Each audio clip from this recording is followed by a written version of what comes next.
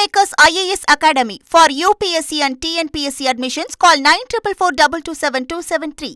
இறுதி செய்யப்பட்ட 3 யானை வழித்தடங்கள் குறித்து விரைந்து அறிவிக்க தமிழக அரசுக்கு சென்னை உயர்நீதிமன்றம் உத்தரவு பிறப்பித்திருக்கிறது. விவரங்களோடு இணைகிறார் நமது செய்தியாளர் சுரேஷ். வணக்கம் சுரேஷ்.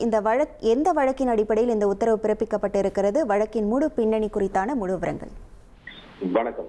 தமிழகத்தில் யானைகள் வழித்தடங்களை அறிவிப்பது சம்பந்தமா விலங்குகள் நல ஆர்வலர் முரளிதரன் என்பவர் தாக்கல் செய்த வழக்கு நீதிபதிகள் சதீஷ்குமார் மற்றும் பரத சக்கரவர்த்தி அடங்கிய அமர்வுல மீண்டும் விசாரணைக்கு வந்தது.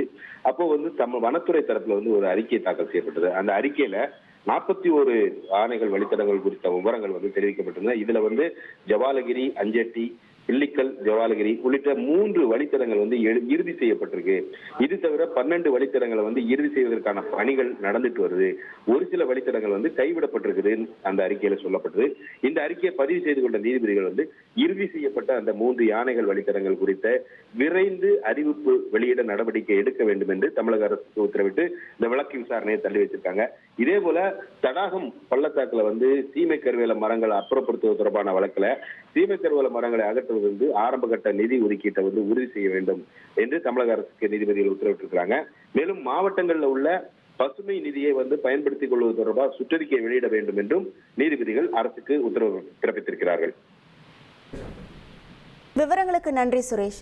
Kingmakers IAS Academy for UPSC and TNPSC admissions. Call 9442272273.